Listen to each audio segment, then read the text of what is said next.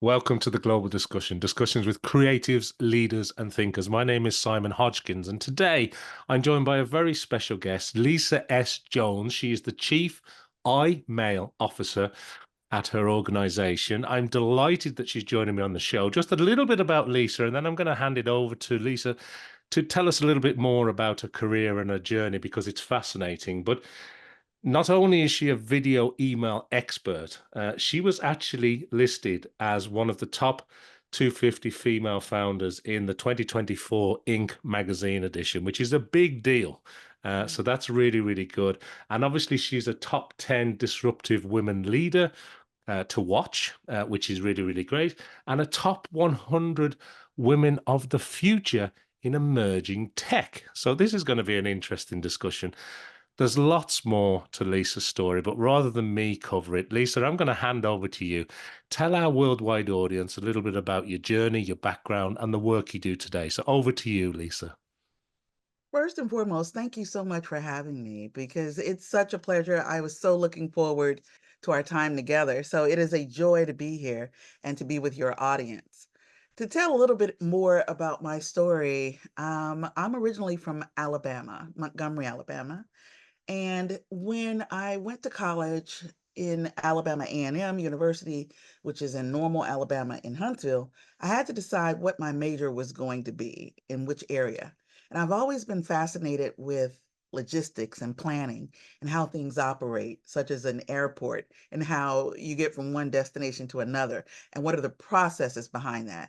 So I always knew that I had that analytical thinking, but I wasn't sure how it was going to map out. So I majored in logistics and procurement, and my first career move was at NASA. That was my very first opportunity. And from there, I learned how to work with technical resources. I learned a lot of business acumen and growth. And I thought that was going to be my long-term trajectory.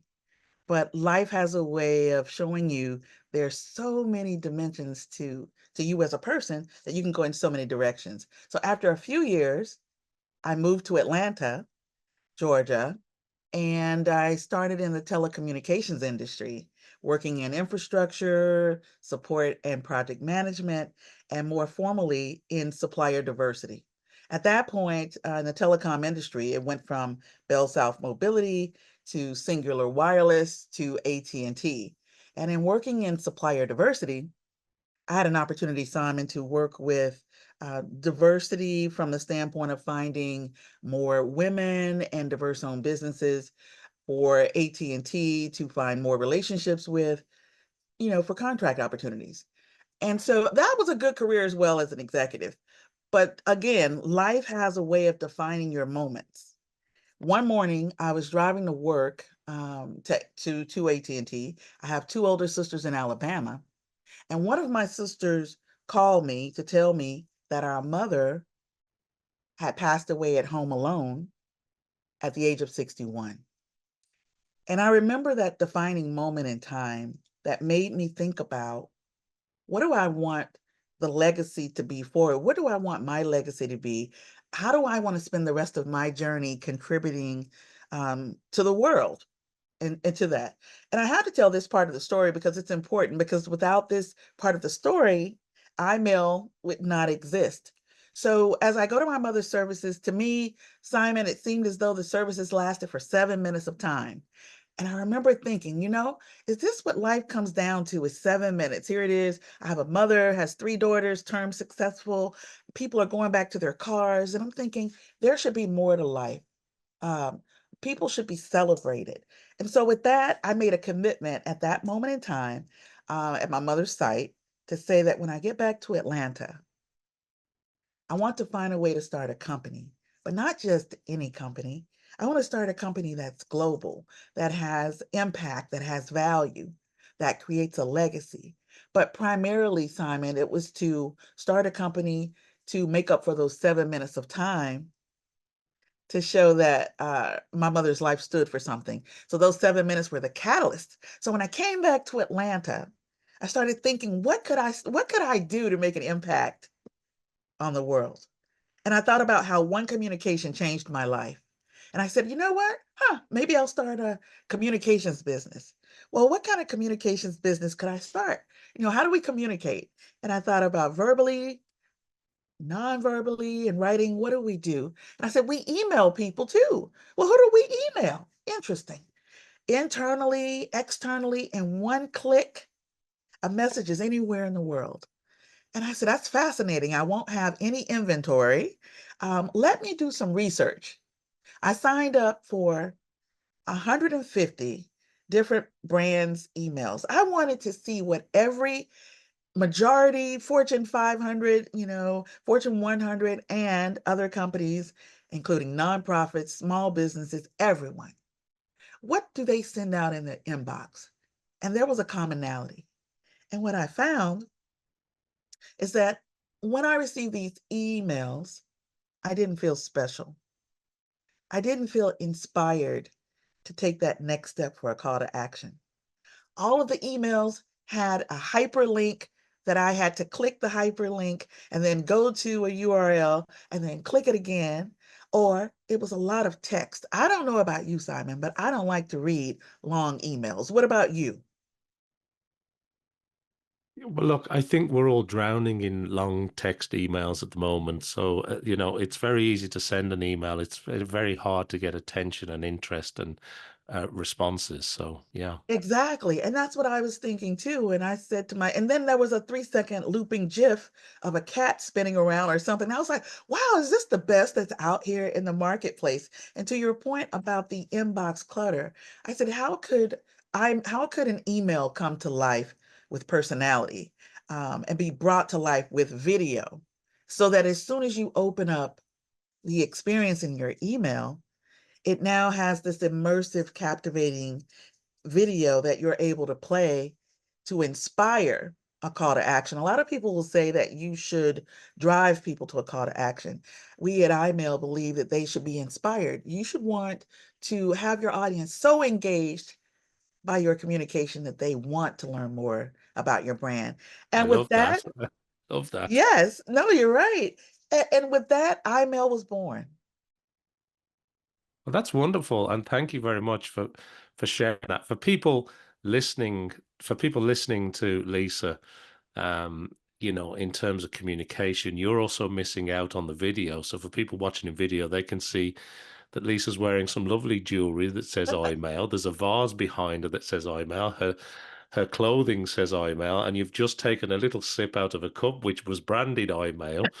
Um, so Lisa's communicating a lot already via not just audio but also video. But it's a great story, Lisa. And what I love about it is most people would love to end their career working at somewhere as prestigious as NASA. You started by saying, "Well, I started at NASA," and and I worked up from there. But it's incredible, and I love what you're doing at iMail. It really is great in terms of the video uh, capabilities. It still amazes me how people don't use it maybe as much as they should. People still just blindly send email after email. We're constantly unsubscribing from things we haven't opted into.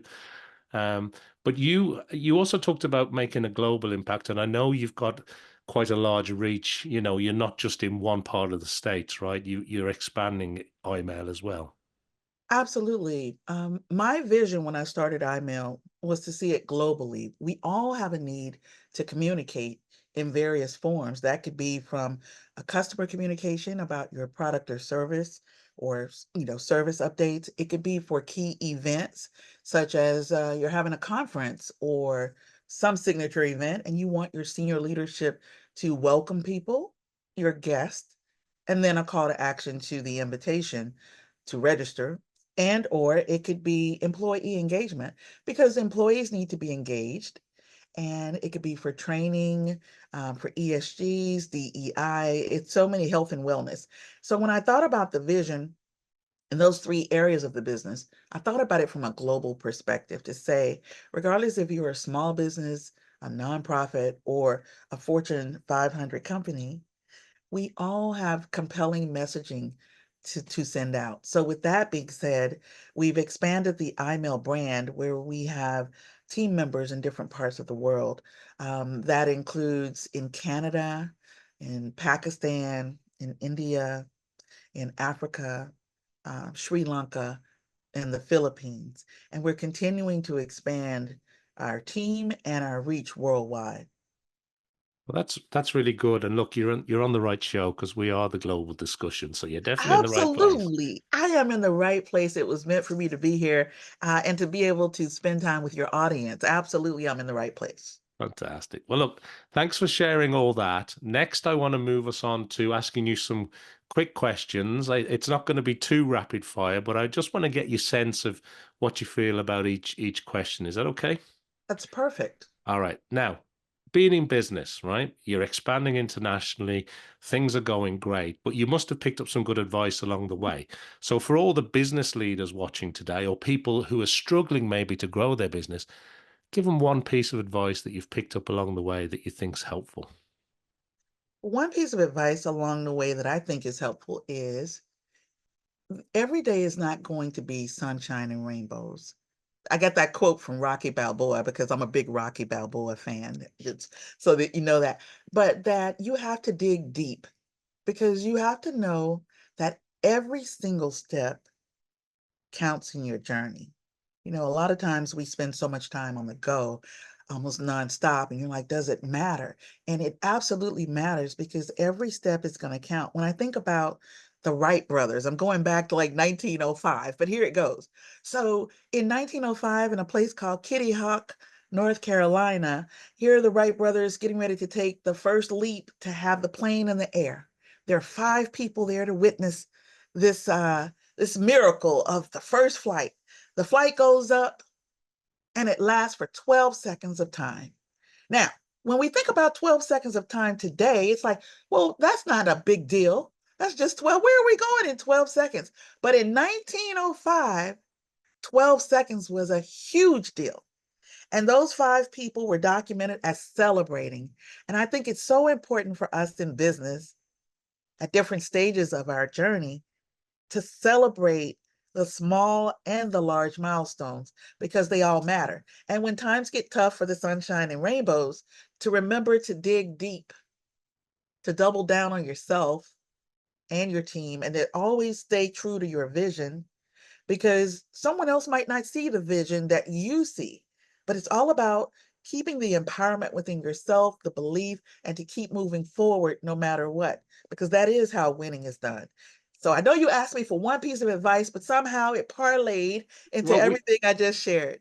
I love that, and I also love the juxtaposition between starting a career at NASA and the Wright brothers. So you managed to squeeze that in too. And a 12-second flight, yeah. We all have to start somewhere, I think, is certainly a key message there. But next question.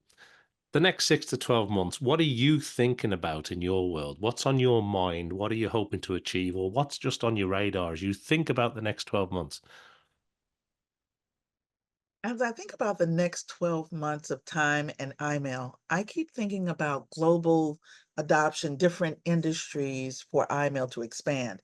So today we work with automotive brands like Porsche North America is a client. When you think about the beverage industry, PepsiCo is a client.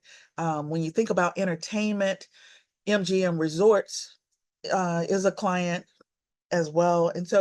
And that's on the entertainment side. So it's continuing to expand the footprint in different areas and to continue to grow. I think about just the mass adoption of it all and how we can continue to provide support. Now, another thing that I'm excited about is the idea that we are automating the IMAIL process so that as a software as a service. So it's the IMAIL storytelling platform, which is ESP. And the way that it would work is that you would create your account on iMail. You would upload your own video into the system. And then in a matter of 2 minutes of time, once you upload the video, you click the create an iMail, and in 2 minutes, you would export out this HTML that you can upload into any preferred email service system. It could be Constant Contact, MailChimp, it could be Salesforce.com, Marketo, and send out your communication to the world. And I like to share that an iMail email is not going any email is here to stay. Don't think that email is dead because it's not. And we have a need for communications in email, and I love email. But for strategic key communications that you want to send out, you want it to stand out from the inbox clutter as a competitive differentiator. So think of iMail as a 60-second appetizer because you don't want it to be too long because we're going to lose the attention of our audiences. So it's our mission to keep them inspired and engaged. So with that, I always think about how can we expand the offering of iMail in the marketplace so that the customers around the world continue to be inspired by the technology in digital tech. I love the iMail storytelling platform, ESP. That's really great. And talking about attention, I was only just reading Gary Vaynerchuk's latest book, Day Trading Ah. Attention. And it's really great when you're talking about that sort of 60 seconds and grabbing attention, but also cutting through the clutter. Now, having said all that, I don't want to run out of time, but I do want to ask you two final questions today.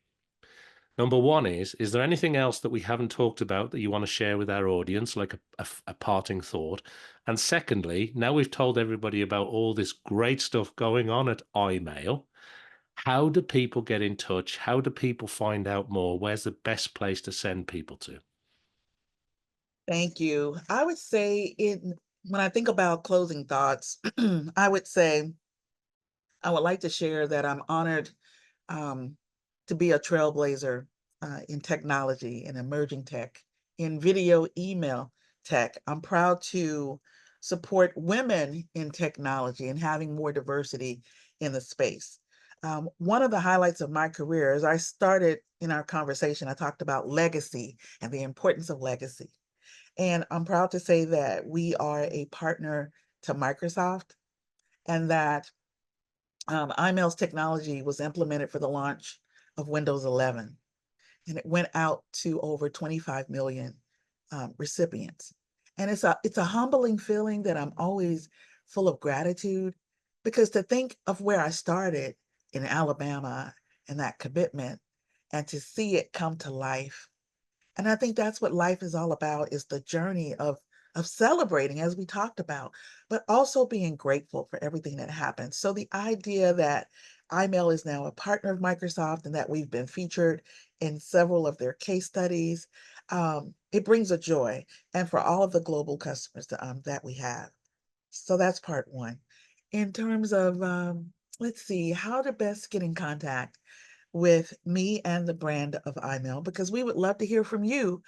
We as thought leaders love meeting other thought leaders and how we connect together and how we learn from each other. So I would love for you to get in contact with me personally as well. So it would be on LinkedIn as Lisa S. Jones. You could find me there, of course, the Chief iMail Officer. And for the website, I would love for you to visit. It's iMail Inc. Now, for the spelling of iMail, it's EYEMAILINC.com. And I would love to continue the dialogue forward. Well, that's wonderful. And it brings me nicely to the end of my episode today here on the Global Discussion. I want to thank everybody who's watching or listening to this discussion around the world today. And also to ask you to join me back here to, help, follow, subscribe, like, do everything I need you to do. And we'll be talking again to some more creatives and leaders and thinkers, just like Lisa S. Jones. But thank you, Lisa, a true trailblazer. It's been a pleasure having you on the Global Discussion today. Thank you so much.